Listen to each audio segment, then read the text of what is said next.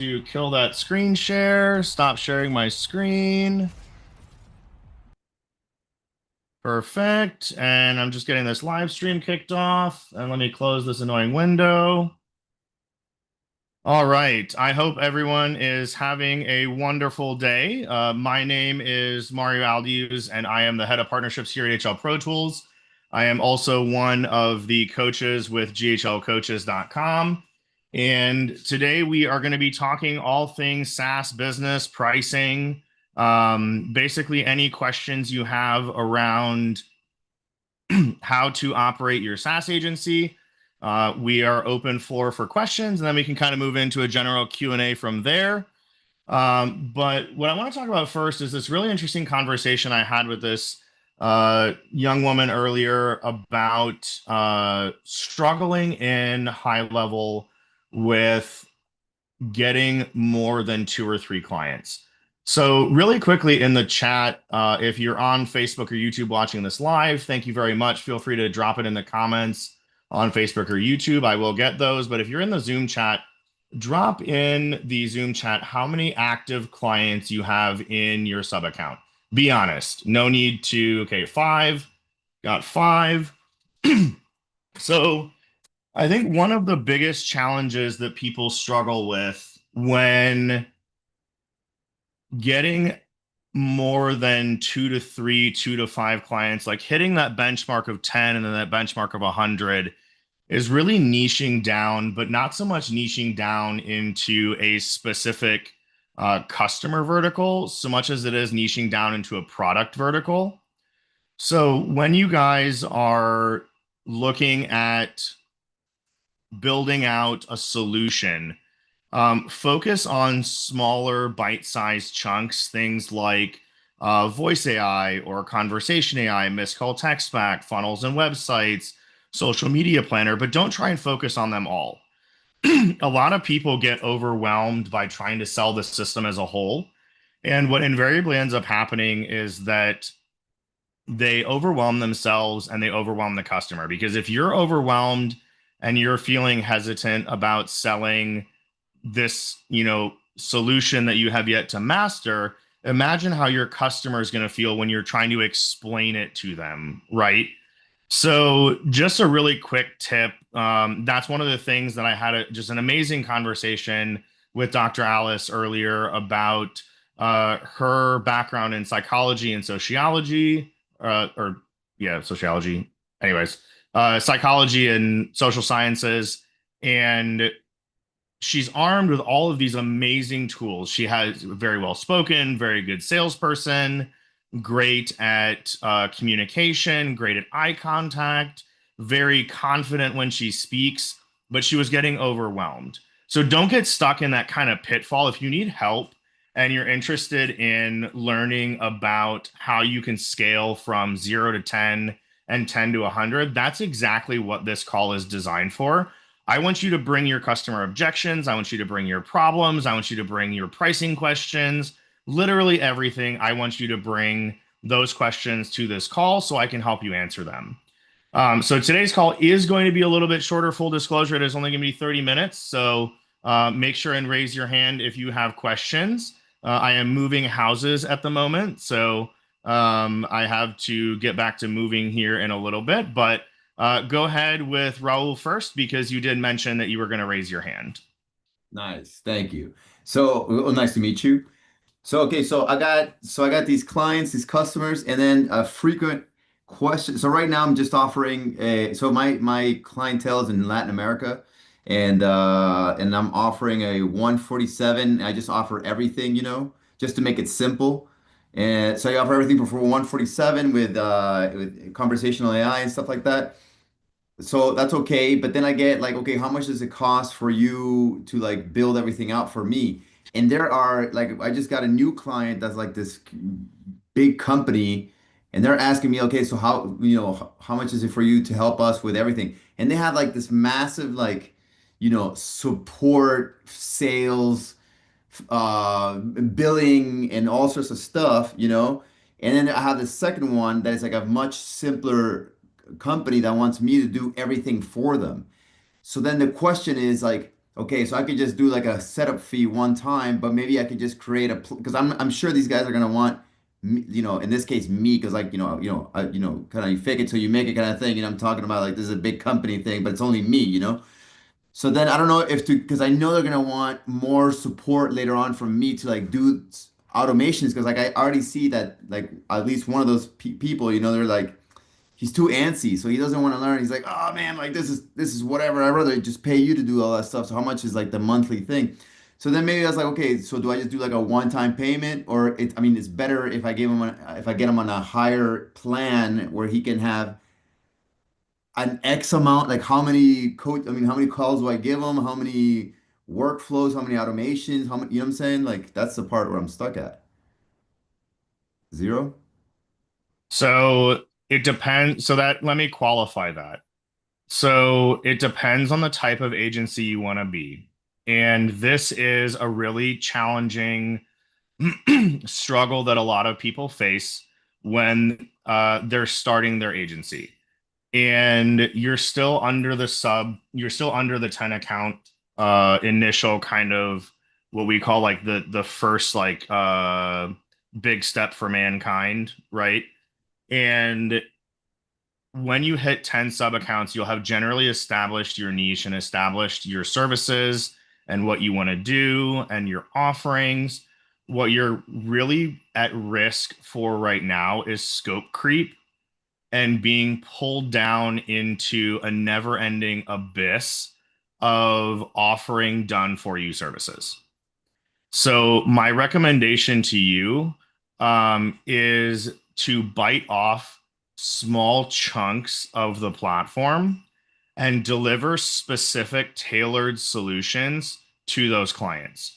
So tell me about your service offering, right? So you said that you're doing AI and you have it's 147 a month, right? Like, where are you located personally? Personally, I'm in Chile. Oh, cool. So cost of living, not horrible. A little bit more flexible on the hourly rate there, but still at the same time, your biggest limiting factor is time, right? Mhm. Your time is money. Now you could go hire a virtual assistant, whether that's stateside, Filipino, Pakistani, Chilean, El Salvadorian, they're literally all over the place. You can't swing a stick without hitting a virtual assistant for high level and you could have them do your build outs for you. If you want to proceed with doing build outs, you need to factor in budgeting for that person that will actually handle the build outs for you. Because what you'll end up getting into is this never-ending loop of one, you set an unrealistic expectation with your client, right? They're going to assume that because they're always interfacing with you, that you are the person that they will call every single time they have a question, issue, complaint, yada, yada, yada. Right.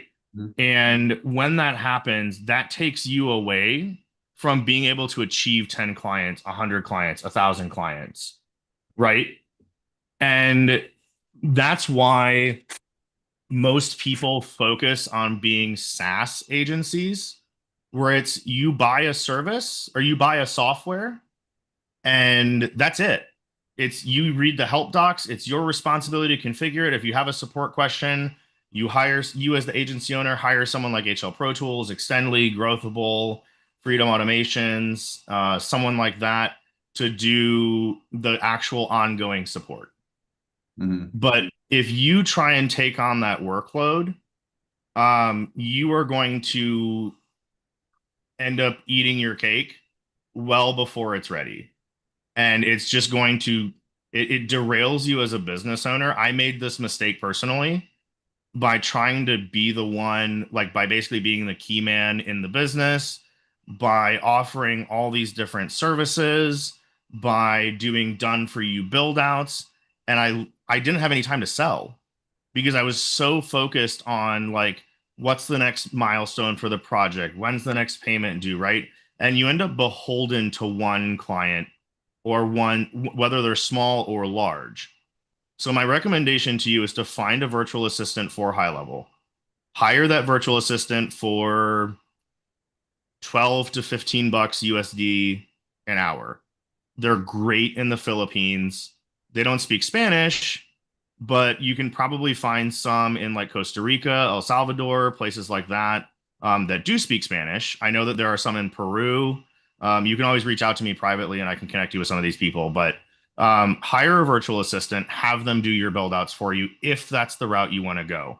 But you have to make the decision whether or not you want to be a SaaS business or a SWAS business, software with a service or software as a service. You can't Sure. be both.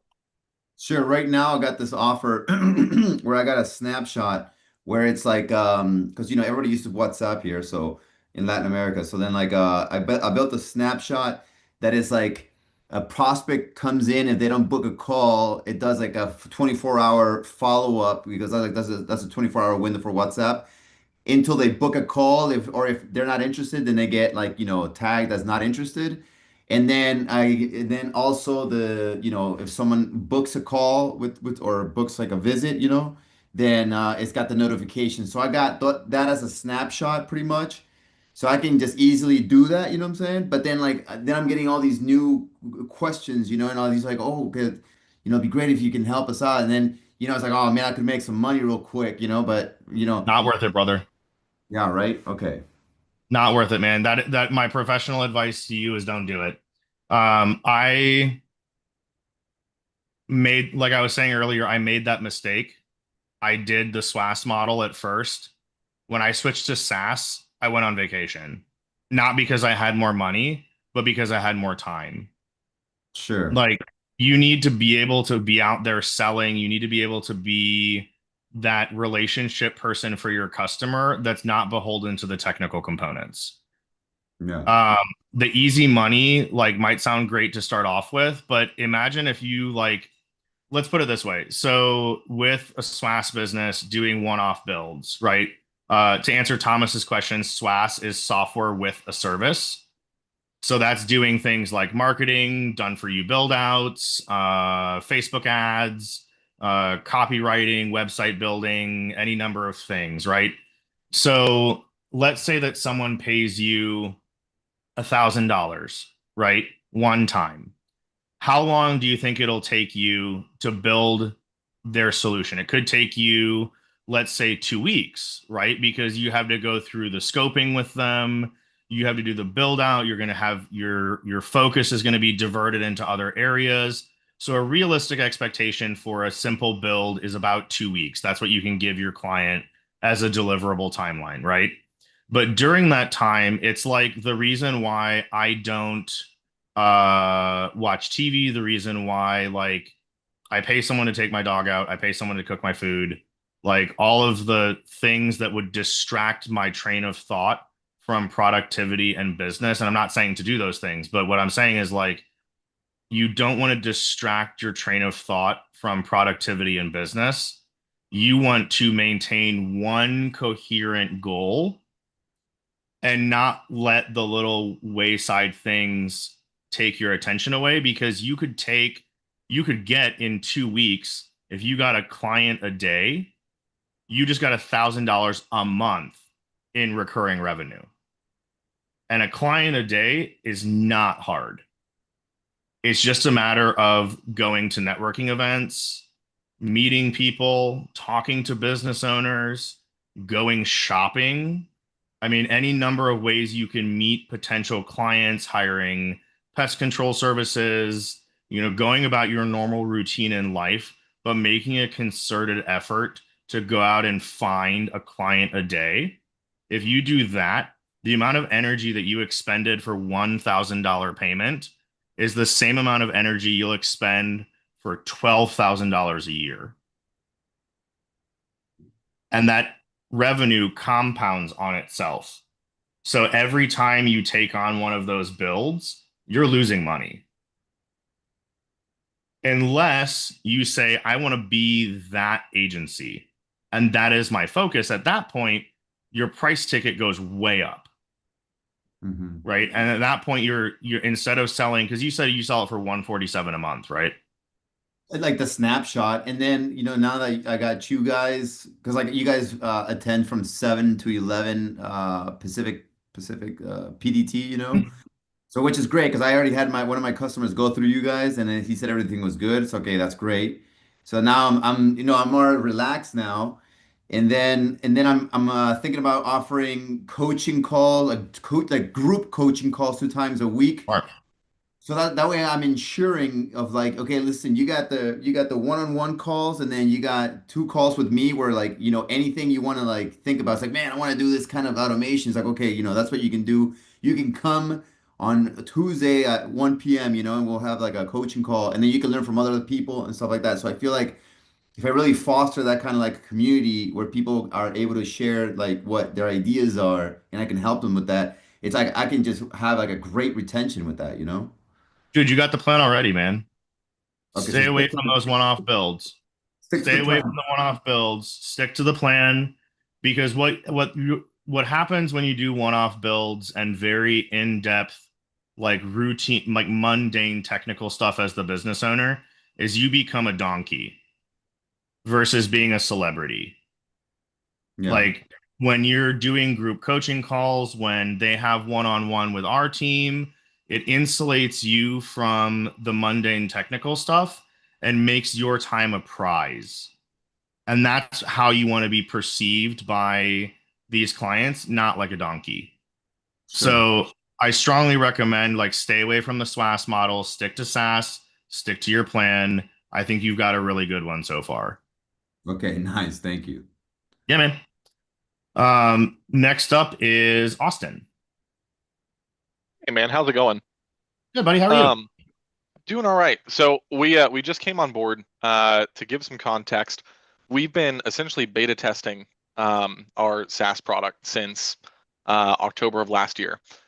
Did a soft launch in January, got up to that 3 to 5 client range, figured out what we like, how we like it, tried a different agency, and now we're on the top plan with high-level pro tools, including custom work. Cool. And it's not just me. So I'm over this project, but we're a company of about 25 people. And this is one of 4 major services that we now offer. So I am in that position where I have a company backing me. And my personal passion is working on bespoke solutions for automation with business owners. Um, Okay. so you said unless that's the agency you want to be, right? That kind of is. And so we're adjusting right now. We've been offering like a $300 kind of just the communication features and the $500 with the entire thing. And I'm trying to figure out what our actual price model ongoing is. um, my current thought is $300 gets you kind of a basic CRM setup, a couple of nice automations. The $500 gets you the whole business in a box setup. And then once we get into like an $1,000 a month plan, that's where you actually get bespoke solutions. Does that Yes. pricing model sound right? Does it need to go up even further? What are your recommendations getting into that? Because I want to do SaaS with the premier clients getting SWAS. Okay. The premier clients getting SWAS should be like 2,500 bucks a month plus Okay. because you have to what you're gonna do is you're gonna end up invariably budgeting roughly like 10 to 20 hours a week for this person. Yeah. You're gonna need to hire more than likely a virtual assistant out of like I was saying earlier, a virtual Already have assistant one. Yeah. probably at like 1,000 to 1,500 bucks a month. Yep. And if you look at your OpEx and overhead and everything else associated with that person, then you need to be at the 2,500 mark to maintain profitability of like 30 to 40%. So I would say like the $500 plan, great offering for the whole system. I think that's a really strong price for giving someone a snapshot, Okay. but not doing bespoke solutions. Yeah. 2,500 bespoke solutions. Okay. Like you know how Pro Tools goes from 900 to 3,000 very quickly? Yeah. Same exact concept. Yeah. Okay. Cool. I appreciate it, man. I been doing a lot of thinking on this, and Rob has been the one that I'm working with, and he highly recommended I hop on and run this stuff by you and get your thoughts. So I really appreciate that. Do you have any other feedback for me as I go to my leadership team and kind of discuss new pricing models and what we need to be moving to on a broader scale? We have 5 at this moment. We're onboarding another 6 over the next week on our current Oh pricing yeah. model. And then the next after that, when we start doing our next marketing push, I want to have our new pricing structure in place. Yeah, so one thing that I would say is a couple things to watch out for are scope creep Okay. and really like get a good project management framework in place and get a very like use ClickUp or something or Basecamp. Yep. You know, there's Kitchen, there's all sorts of platforms, right? Get a good project management framework in place. So specifically talking about like the $2,500 plus customers, because the $100 to $500 customers, they're standard cookie cutter SaaS, right? Yep. You can do them in your sleep, but the bespoke customers are the scariest ones. They're also the ones that are going to, if played correctly, be the line share of your business. Yeah. But they're also the hardest to maintain. And the whole reason why I was advising Raul to stick to his plan is because he is one, albeit very motivated person. He's only one person. You guys Yeah. have a team and the infrastructure to support boutique work. So you just need to make sure that you're setting expectations appropriately, Okay. delegating tasks where necessary, and setting clear timelines, boundaries, and expectations for the client. Some things to watch out for are integrations with third parties, Yep. any mention of financial stuff. What niche are you guys focusing on? Do you have a niche? Home service, our main product line, 70% is appliance repair. So Oh, far in perfect. signups, I'm at two appliance, two roofing, and two plumbers are my three big verticals so far. Yeah, so watch out with integrations with Service Titan, Yeah. field service scheduling softwares, platforms like that. Try and build a boot camp for even those boutique clients. Okay. Like, are you familiar with Course Creator 360? I've heard the name. So they are an absolutely rock star SaaS agency. Okay. And the reason why I call them like the gold standard of SaaS agencies is because they have created a step-by-step Barney style walkthrough of how to become a successful business owner using high level, their white label version, which is Yeah. CC360. So you buy their product, you subscribe to their SaaS, and you go into the videos, and they spend a lot of money and effort updating those videos on a regular basis, recording new tutorials, launching new courses. They are course creators in themselves. Yeah. Um, but what that does is it actually, they were, so I used to work with their support company as well. And they were actually one of the lower tiers of support requirements Okay. per capita. So their sub account volume far and wide exceeded the number of tickets and chats that were coming in Yeah. because their clients were so well versed in the CRM that it empowered their clients to feel like, hey, maybe I can get in and get my hands a little bit dirty and I can tag team some of that work with the virtual assistant. Like people wanted to be a part of the system. What that ended up doing is making them really sticky. Yeah. Do you guys have a graphic designer in house? To an extent, yeah. Okay, so there's a company called Graphics Zoo, Okay. and they're like 800 bucks a month for unlimited designs. But what they're really valuable for is when you get into these boutique solutions, doing funnel designs and landing page designs and things like that, Okay. instead of just doing templates over and over again, because customers are going to want something that's visually appealing and professional. Yeah. And virtual assistants flat out suck at building visually appealing and professional stuff from scratch. Yeah. So highly recommend hiring them or having a graphic designer do like mock-ups and then convert those into high level actual websites and funnels. Yeah. Okay.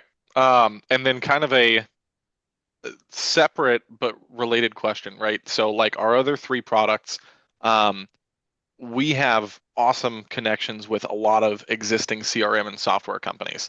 So like House Call Pro, Jobber, Workies, ServiceWorks, several others you were talking about like field service management platforms. We're top certified partners with all of them. and Oh, regularly awesome. meet with their CEOs. Yeah. So when I say like we have a good footing, I've had 30 demos in the last week from our very first marketing push of a simple email. Um, Oh yeah, man. so yeah, it's been fun. I did not expect it to go that well. It's been overwhelming, but that to say, a lot of what we're now going to be offering overlaps with what they do. How do we now push forward into this vertical without pissing off and burning the relationships that we have by having a product that could coexist or replace, I mean. So we're doing some integration on some stages, and we're doing, like, I've had people come to me, especially from House Call Pro lately. I've had like 6 people. I do a demo for them, no intention of them actually using it as their CRM, just a tech stack on top of. And they're like, yeah, no, I'm getting rid of House Call Pro after this. It doesn't make sense to have both. So I'm a bit worried about those vendor relationships that we have as we push into the software. They are, I don't know how big you guys are. Yeah, Um, they roughly are 60 clients across the 4 verticals. okay. So small potatoes in the grand scheme of things. Yeah. Soon to be big potatoes, right? Yeah, small potato, but we've been around for 6, 7 years, and have kind of been with these companies as they've grown up now. So one thing is like the best way I can say this is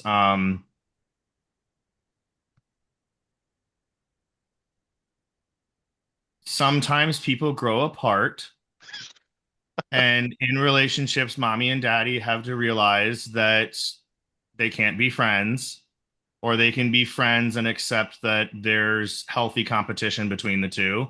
Yeah, Don't be obtuse with your marketing plays saying I compete with House Call Pro, I'm yeah, better than House Call Pro. Don't turn down people and don't handicap yourself in demos because you don't want to step on their toes. Be okay, honest about the product you sell.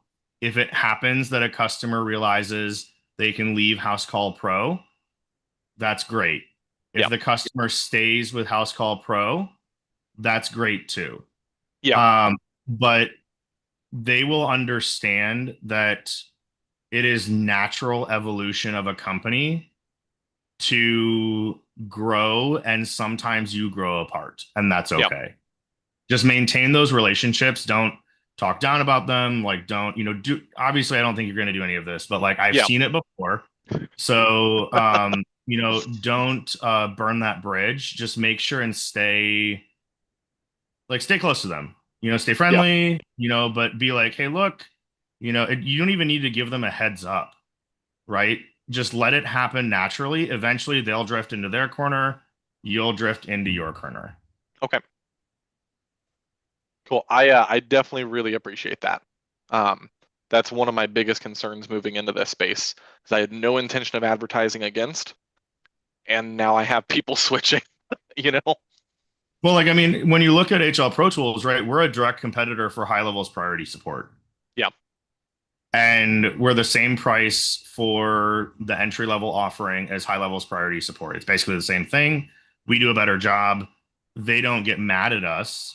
They actually look at us as like a relief valve for like when they have overflow and when they need additional help. And so yeah, sometimes they tag us in to actually help them.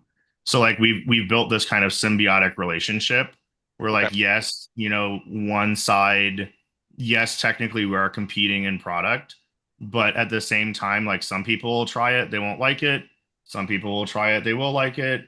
All is fair in this business scene. yeah, So cool. so what questions do I have from anyone in the group? Dan Doyle said, that's the most apples and oranges thing I've heard in a while. Dan Doyle, what do you mean by that? HL Pro support and high level support. Sorry. It's I'm not a being comparison. kind. I'm being kind. Okay, well, that's why I put it in the chat and didn't say it out loud. I should have Gotcha. explained it in the chat. Sorry. Oh, all good, man. All good, brother. So yeah, guys, do I have any questions? Like I said, I will stick around here if there are more questions, but I got to get to house moving. So just want to take a quick temperature. Does everyone feel like they got their questions answered today? And if you don't have any other questions, then I will let you have 30 minutes back on your day. Dan Doyle, new house party is when I get back from the UK, hopefully. Where are you located, Dan? I'm in Philly. I'm nowhere near you. I just Oh, figured. dude, yeah, you are. You're only like 2 hours away, brother. You're in Cleveland? Yeah, Cleveland, Ohio. Yeah, that's not 2 hours. Oh, it's not? I thought Philly. Oh, no, I was thinking Pittsburgh. Yeah. Oh, bummer. Well, if you ever end up in Cleveland, all right, guys. Well, I hope you have a wonderful rest of your weekend, and I will talk to all of you next week. Bye.